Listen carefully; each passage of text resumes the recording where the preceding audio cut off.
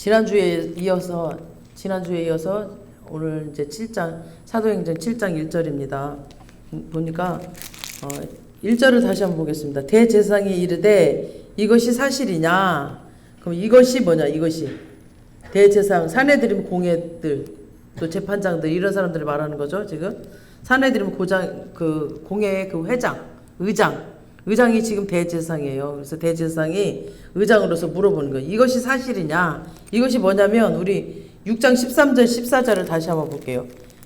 스데반이 얘기했던 스데반이 얘기했던 거 이게 사실이냐? 라고 말하는데 지금 6장 13, 14절 시작. 거짓 증인들을 세우나 이르되 이 사람이 이 거룩한 곳과 율법을 거슬러 말하기를 맞지 아니하는도다.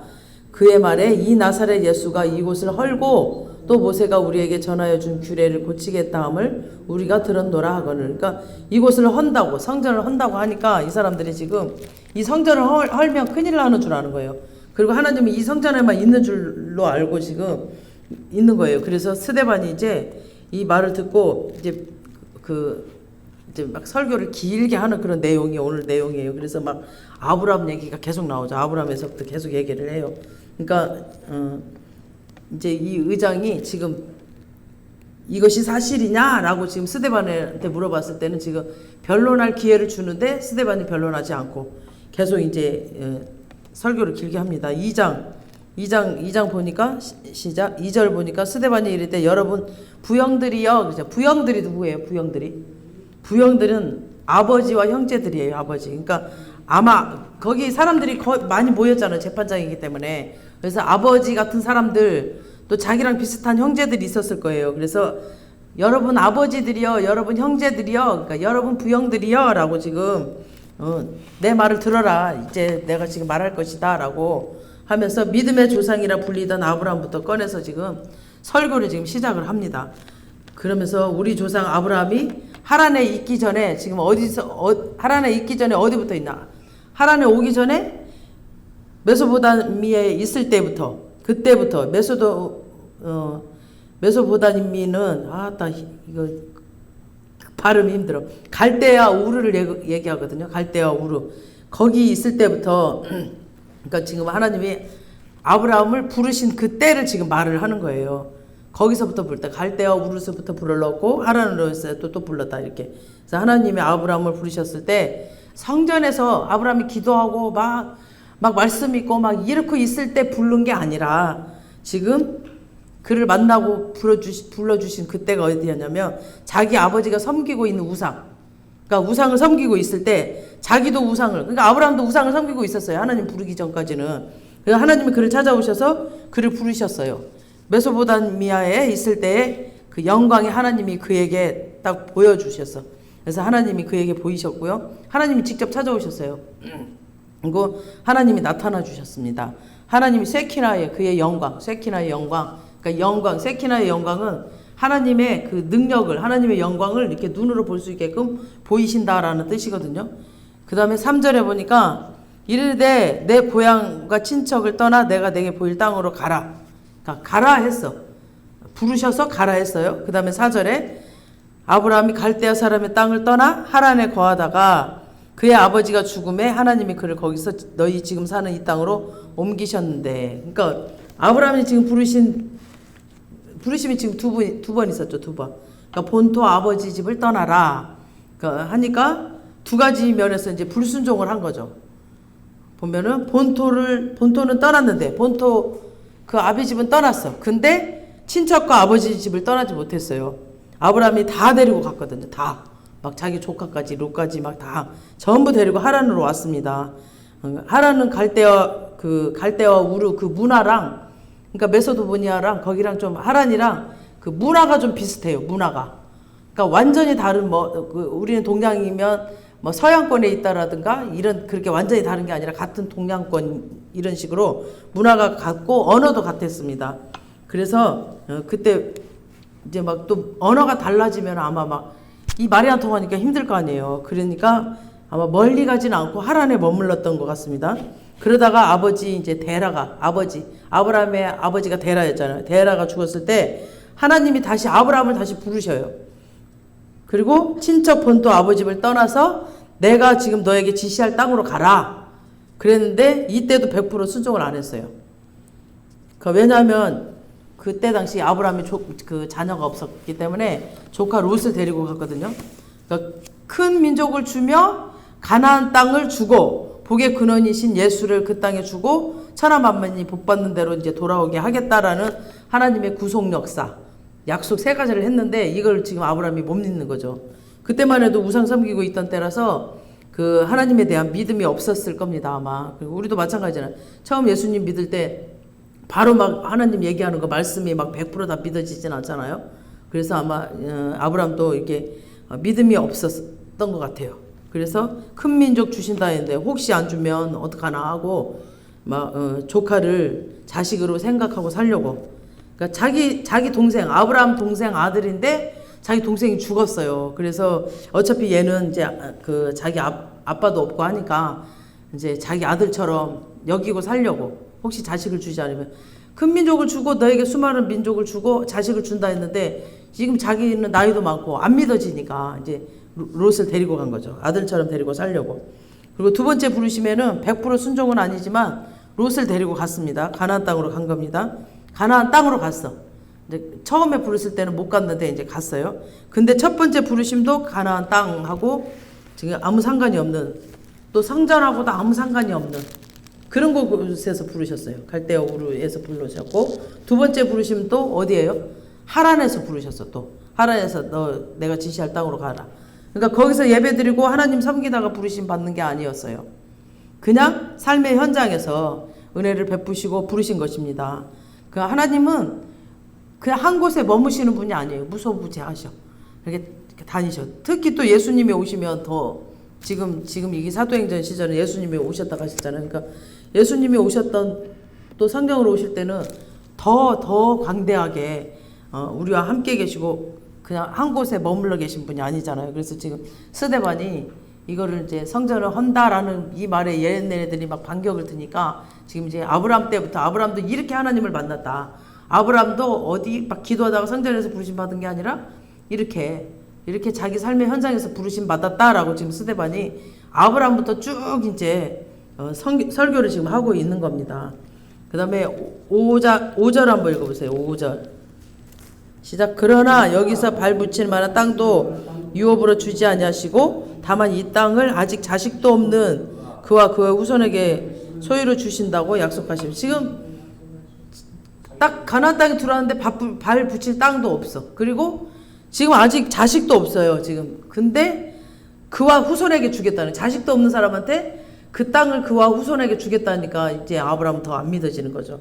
그래서 아직 자식도 없지만 가나안 땅은 너와 그 후손에게 소유를 주겠다고 약속을 하면서 아브라함은 그 땅이 이제 그래서 텅 비어 있는 줄 알았어요.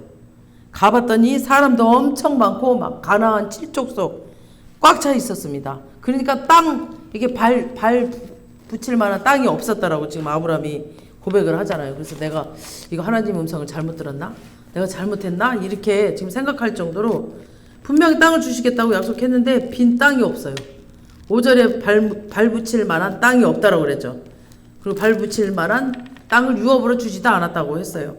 그리고 6절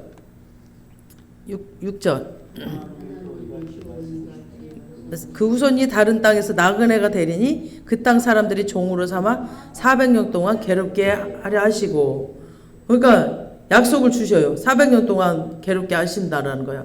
그러니까 바로 주는 게 아니라 400년 동안 괴롭게 하신다. 우리 창세기 15장 13절에서 18절 이 약속, 아브라함에게 약속했던 말씀 한번 띄워줘 보세요. 창세기 시작. 여호와께서 아브라함에게 이르시되 너는 반드시 알라. 내 자손이 이방에서 객이 되어서 그들을 섬기겠고 그들은 400년 동안 내 자손을 괴롭히리니 그들이 섬기는 나라를 내가 징벌할지며 그 후에 내 자손이 큰 재물을 이끌고 나오리라.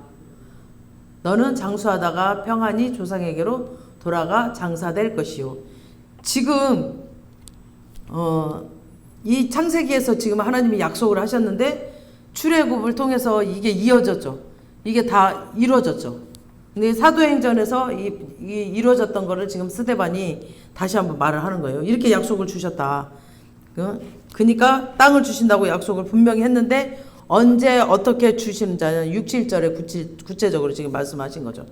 어떻게 해서요? 이방인의 객이 되어서, 그러니까 너희 땅에서 이렇게 가나안 땅에서 주는 게 아니라 이방인의 객이 되어서 거기서 종살이를 하다가 400년 동안 종살이를 하다가 그때 하나님이 이끄신다고 이렇게 미리 예언을 하신 거예요. 지금 6, 7절에 이렇게 예언을 하시고 네 후손이 다른 땅에서, 그러니까 나그네로 살게 될 것이다. 네가 이 땅에 왔지만, 지금 가나안 땅에 왔지만 이 땅에서 가나안 땅에서 못 살고 네 후손이 다른 땅으로 내려가게 될 것이다. 거기가 어디예요? 내려갔던 곳이 애굽. 아, 또 똑똑하네. 그리고 그 땅 사람들이 종으로 삼아, 애굽 사람들이 이스라엘 사람들을 지금 종으로 삼았어요. 그리고 400년 동안 괴롭힐 것이다. 이렇게 창세기에서 미리 예언하셨는데 지금 애굽에서 그런 생활을 살았잖아요. 그러니까 예언하신 것들 다, 하나님 예언하신 것들 다 맞습니다. 그 다음 그 종 삼은 나라를 내가 심판하겠다. 그 애굽을 내가 심판하겠다. 그리고 난 뒤에 그들이 그곳에서 나와서 이제 이곳에서 가나안 땅에서 너희가 나를 섬기리라. 그때 이제 섬기리라. 그때 예배하리라. 아멘. 그래서 아브라함에게 약속하신 이 땅을, 이 약속을 지금 당장 주는 게 아니었어요. 지금 당장 주는 게 아니었어요. 하나님도 공의의 하나님이시기 때문에 그 애굽을 망하게 하려면 그 나라의 죄가 어느 정도 쌓여야 되잖아요. 그냥 막 무조건 팍 칠 수는 없잖아요. 그래서 개인이나 막 무슨 사업장도 그렇고 나라도 그렇고 개인도 그렇고 갑자기 망한 사람들 보면은 그게 갑자기 망한 게 아니에요. 이게 하나님이 달아보시고 지켜보시고 달아보시고 지켜보시고 어느 정도 죄가 찼을 때 망하게 하시는 거거든요. 그러니까 그래서 400년을 기다렸다가 400년 만에 그들을 망하게 하고 이들을 끌어냅니다. 8절 시작. 할례의 언약을 아브라함에게 주셨더니 그가 이삭을 낳아 8해 만에 할례를 행하고 이삭은 야곱이 우리 12조상을 낳으니라. 아멘. 창세기 17장 11절에 보세요. 한번. 창세기 17장 11절 시작. 너희는 포피를 베어라. 이것이 나와 너희 사이의 언약의 표징이니라. 아멘. 이게 그 포경수술을 하라는 거죠. 이게 포피를 딱 베었을 때 이것이 너와 나와의 언약의 표시다. 이게 너와 나랑 약속했다라는 그 표시다라고 표징이라고 하죠. 그 다음에 13절에 보세요. 시작. 너희 집에서 난 자든지 너희 돈으로 산 자든지 할례를 받아야 하리니 이에 내 언약이 너희 살에 있어.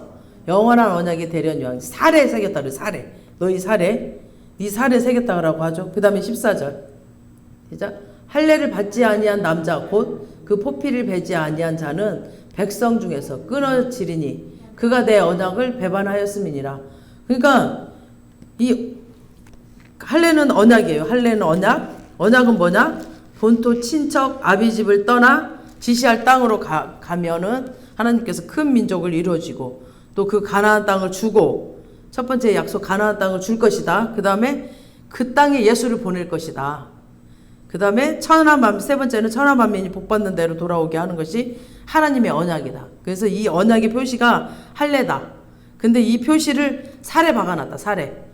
그러니까 이 언약의 표시가 없는 사람은 뭐라면 나는 이 언약을 안 믿겠다. 나는 이 언약을 못 믿겠다. 그런 사람만 이 표시를 안 한 거죠. 그래서 끊어버리겠다는 거죠. 하나님이 지금 끊어지리니 백성 중에서 이 할례의 표시가 없는 자는 끊어버리겠다는 거죠. 이런 자들은 내 백성이 아니다 라고 지금 말씀을 하고 있는 겁니다. 그래서 아브라함은 그 아브라함의 자손이라서 다 아브라함이 아니에요.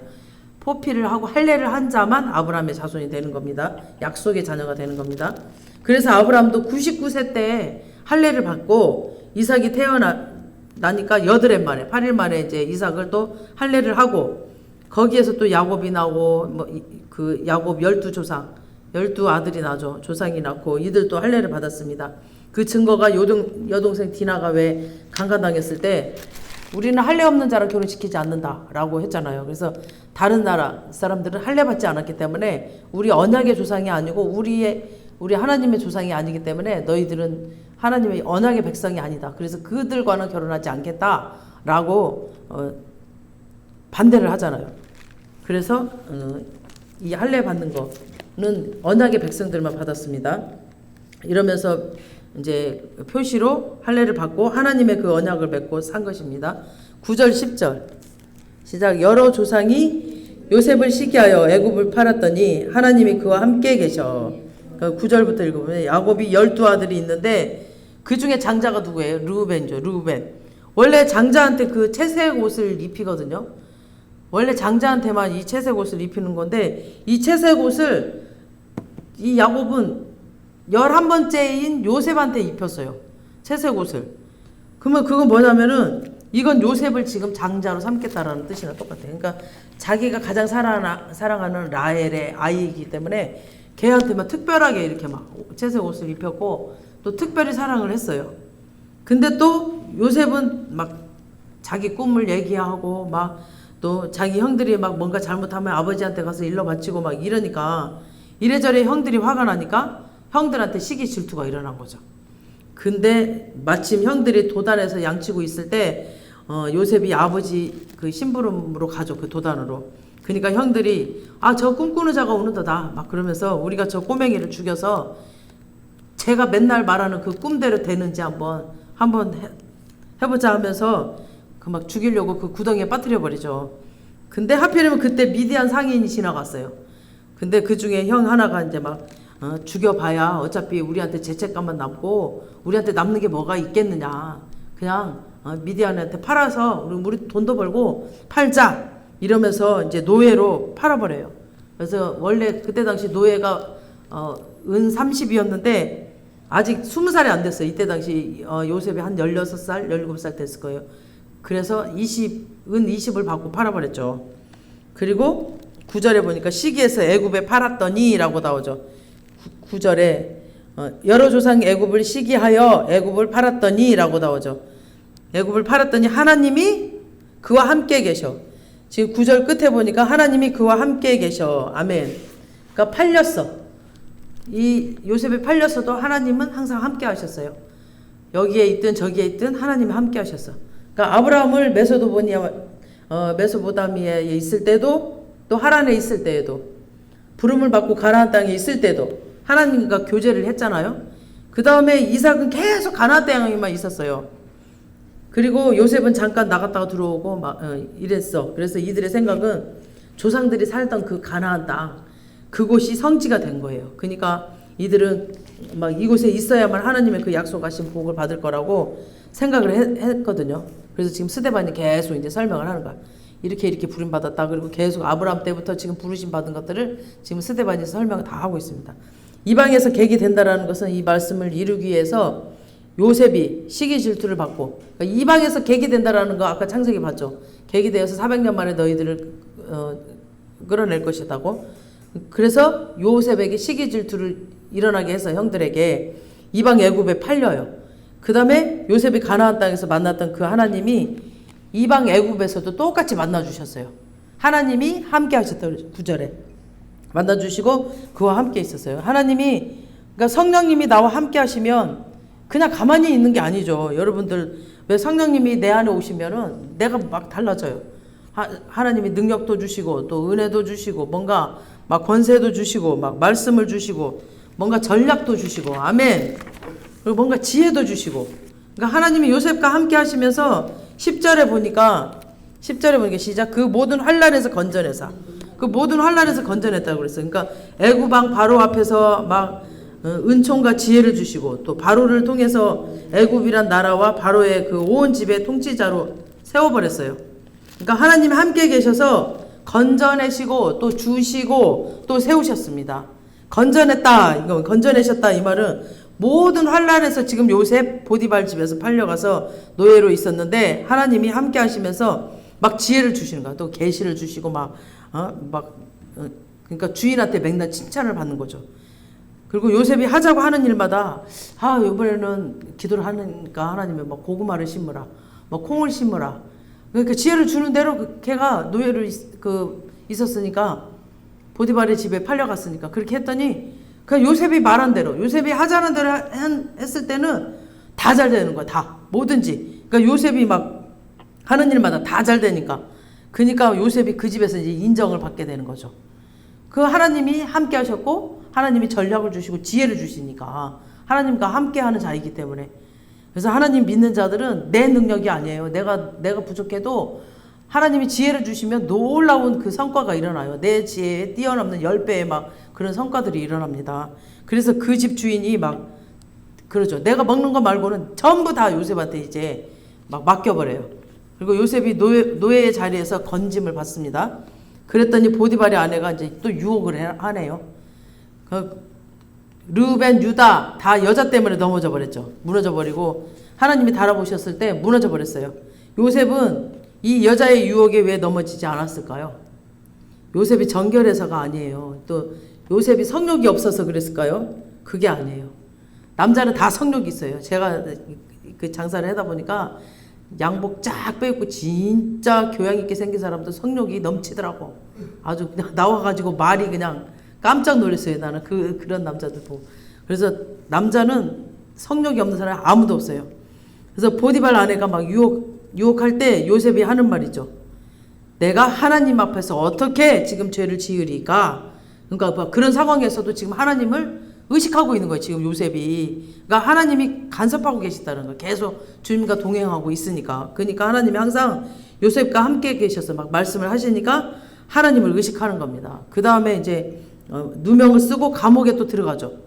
그 여자가 그냥 누명을 써버리잖아요. 요셉이 그랬다 그러면서 지가 유혹해놓고. 그리고 그 감옥에서도 술 맡은 관원장의 꿈을 해석해주고 나중에 또 감옥에서 나오잖아요. 막 여러 가지 일들이 있고. 그러니까 하나님이 요셉과 함께 계셔서 계속 전략을 주시고 또 지혜를 주시고 나올 수 있도록 또 하신 겁니다.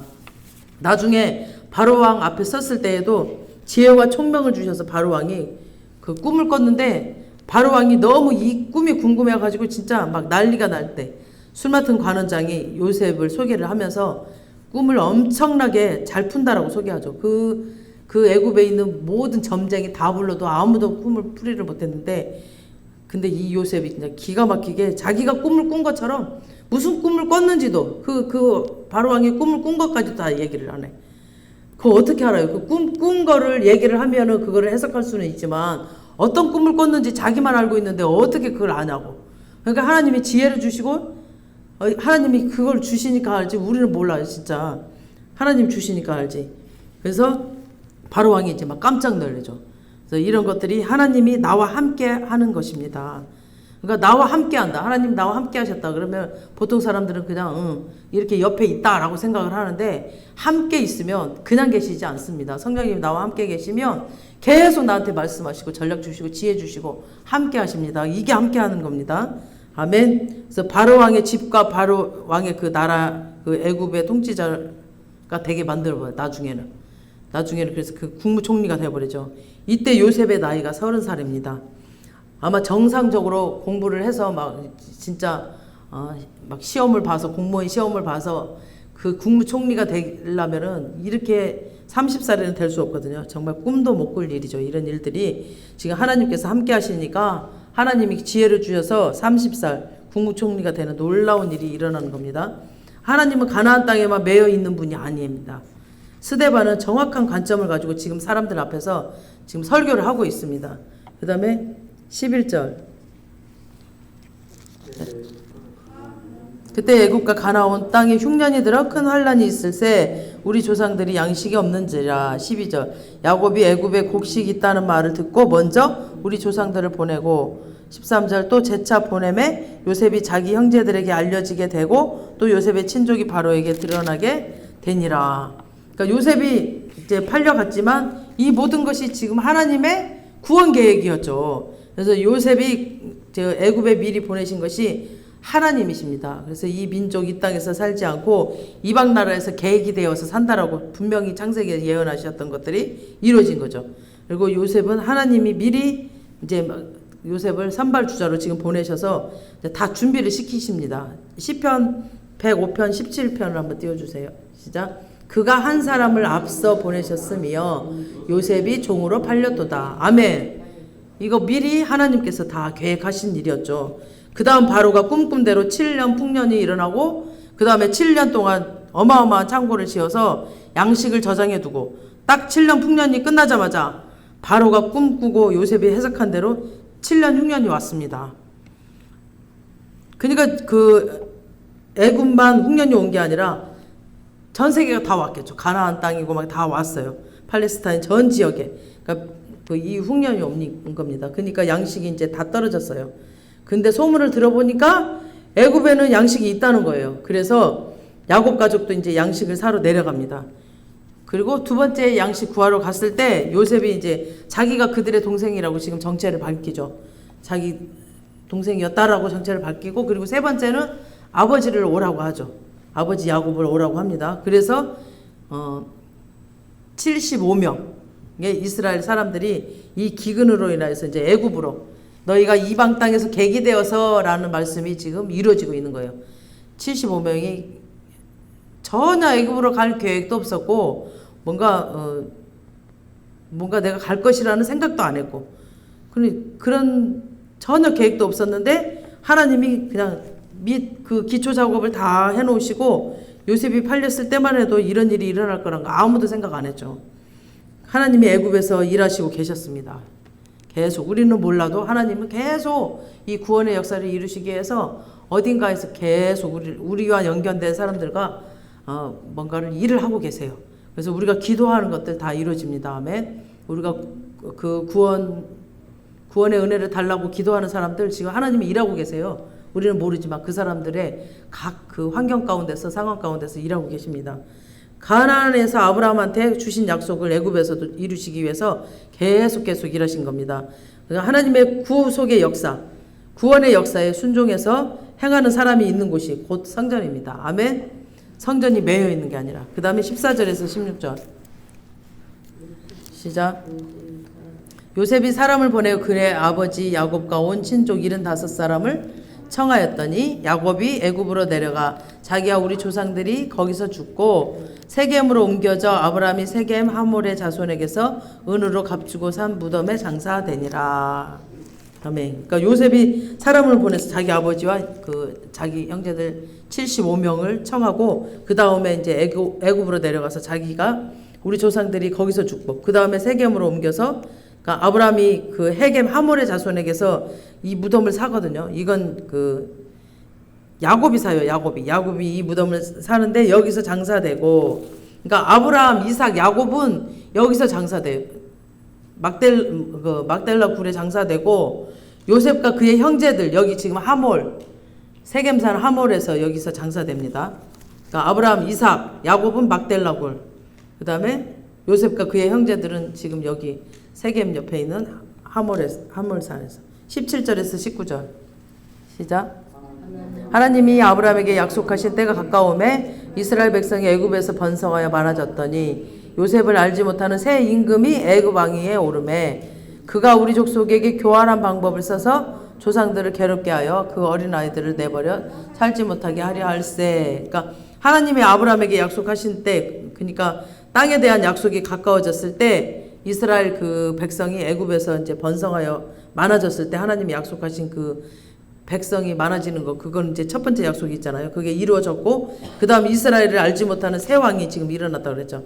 그러니까 요셉을 알지 못하는 새 왕, 이거는 무슨 말이냐면 헤테로스라는 말인데, 헤테로스, 이 헤테로스는 다른 그러니까 그 같은 왕조, 그러니까 아버지와 자식이 쭉 이어지는 그런 같은 왕조가 아니라 전혀 다른 그러니까 색다른 왕이 일어났다는 겁니다.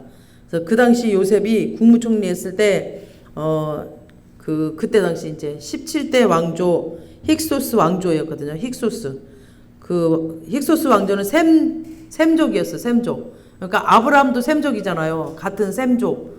그 사람이 왕조였거든요. 애굽으로 이제 쳐내려와서 애굽의 17대 왕조로 다스리고 있었는데, 근데 18대 왕조는 누구냐면은 아모스 왕조인데, 아모스 왕조라고도 해요. 아모스, 그러니까 성경에 나오는 아모스가 아니라 아모스 왕조라고도 부르는데, 이 아모스 왕조는 애굽의 본토 사람인데 독립을 해서 17대 왕조를 죽이고 이제 막 나머지는 쫓아내버리고 도망가는 사람들 그냥 놔두고 막 이러면서 자기가 18대 왕조, 애굽 본토인 18대 왕조가 돼버립니다. 17대 왕조는 그 우리나라로 비유하자면 뭐냐면 일본 사람이 우리나라 쳐내려 와가지고 자기가 이제 왕조를 이룬 거, 이게 17대 왕조죠. 그러니까 18대 왕조가 봤을 때 싫죠. 자기 그 다른 나라에서 와가지고 지금 왕을 해먹고 있으니까 이 18대 왕조가 싫었겠죠. 그리고 애굽 본토인 18대 왕조가 다 또 이스라엘을 볼 때 또 안 좋겠죠. 왜냐하면 17대 왕조를 지금 도와서 왕성하게 일으킨 주역이 요셉이었잖아요. 요셉이 도와가지고 일으켰잖아요. 그리고 요셉의 가족들이 다 와서 그 애굽의 지금 고센 땅을 차지하고 있어. 그러니까 18대 왕조는 이제 18대 왕조 입장에서 볼 때는 원래 이제 애굽 본토인들이니까 우리는 너희에게 땅 준 적 없다라고 얘기를 하면서 막 불법 이민자라고 막 취급을 하면서 노예로 만들어버려요. 그때부터 노예로 만들어버려서 그리고 인구가 많아지면 이제 다시 아브람도 셈족이니까 셈족이 이렇게 이어졌는데 아브람 여기서 가운데 걸쳐서 이쪽 하란으로 왔는데 여기에 있는 셈족이었거든요. 17대 왕조가 이렇게 손을 잡고 또 자기한테 쳐내려 와가지고 그 18대 왕조를 또 죽이고 막 셈족이 그 애굽 왕이잖아요. 그러니까 두려운 거야 이제. 이 이스라엘도 셈족이니까 같이 손잡고 다시 자기를 쳐내려고 할까봐 이 18대 왕조 본토가 두려운 거죠. 그리고 남자들이 많아지면 아브람도 역시 셈족이니까 막 함족 땅에서 아브람이 살고 있었지만 이쪽 함족 땅에서 살고 있었지만 아브람과 그의 자손은 셈 자손이거든요. 그러니까 애굽 사람 마음 가운데 두려움이 있었던 거죠. 그래서 셈족이 쳐내려와서 애굽 18대 왕조랑 다시 전쟁을 하게 되면은 애굽 안에 있는 이스라엘 백성이 엄청 늘어나니까 막 자식을 많이 낳고 이러니까 옛날 셈족과 이제 손을 잡고 쳐버리면 안 되니까 여자들은 전쟁이랑 상관이 없잖아요. 그러니까 여자들은 살려주고 남자아이를 낳거든 나일강에 빠져버려라. 그래서 그때 출애굽 때 그래서 아이들을 다 빠뜨려버린 거예요. 그런 두려움이 이 18대 왕조에게 있었기 때문에 그래서 이게 우연이 아니라 하나님이 아브라함에게 주신 말씀 중에 야, 네 자손이 이방인의 객이 되어서 400년 동안 살 것이고 400년이 지나면 그들의 종이 되어서 그들이 너희를 괴롭게 할 것이다 라는 그 예언이 지금 창세기에 말씀하셨던 예언이 지금 이루어지는 겁니다. 아멘. 하나님은 지금 가나안 땅에서 일하시는 게 아니라 애굽에서 지금 일하고 계세요. 그러니까 어떤 사람도 보면 너무 삶이 지치고 힘들어가지고 산속에 있는 어느 절에 갔대. 근데 절에 누가 성경책을 줘서 가방에 있는 성경책을 꺼내서 읽었는데 그 절에서 하나님을 만나버린 거예요. 그러니까 장소가 중요한 게 아니라 정말 하나님께서 역사하신다니까. 일을 하고 계셔. 어디서든 일을 하고 계셔요. 애굽에서도 일하고 하나님은 무소부재하십니다. 그래서 우리가 성전입니다. 내가 성전입니다. 아멘. 내가 가는 곳에 하나님의 영광이 풀어지는 겁니다. 내가 가는 곳이 성전이 가는 곳입니다. 하나님이 일하시는 곳이에요. 내가 가는 곳이. 아멘. 하나님이 역사하는 곳이 될 것입니다. 그래서 오늘 저와 여러분이 가는 곳이 성전이 되시길 축복합니다. 그래서 하나님의 영광이 풀어지는 곳이 되시기를 주님의 이름으로 축복합니다. 그리고 예언이 풀어지고 예언이 다 끊어지고 풀어질지어다. 아멘. 내가 가는 곳마다 치료가 나타나고 모든 묶인 것들이 다 끊어지고 풀어지는 그런 역사가 일어나길 주님의 이름으로 축원합니다. 아멘. 살아계신 주님을 찬양합니다. 하나님 감사합니다. 아버지 스데반의 설교를 아버지 이 이스라엘 백성들 대제사장들 서기관들이 들으면서도 아버지 믿지 않고 있습니다. 아버지 하나님 무소부재하신 하나님 스데반의 그 설교를 이해 못하는 이들이 있습니다. 아버지 우리가 말씀을 읽으면서도 주님의 그 뜻과 계획과 예언하신 모든 것들이 아버지 이해가 되고 또 아버지의 구속 역사가 또 구원의 그 역사함이 이해가 되고 또 우리 마음 가운데 강하게 다가오게 하여 주셔서 하나님의 그 구원 계획과 우리를 살리시는 그 계획이 얼마나 감사한지를 알게 하여 주시옵시고 아버지 정말 하나님은 어디에 묶여 계신 분이 아니라 무소부재하신 분, 내 안에 계셔서 나와 함께 하신 분, 또 나와 함께 하시는 그 성령님 가만 계시지 않고 나에게 지혜와 능력과 명철을 주셔서 또 더욱더 능력 있게 일할 수 있게 하시고 많은 영혼들을 또 구원할 수 있는 일, 또 치료할 수 있는 그런 힘을, 능력을 주실 줄 믿습니다. 오늘 또 함께 하신 주님을 찬양하며 예수님의 이름으로 기도합니다. 아멘. 우리 이 찬양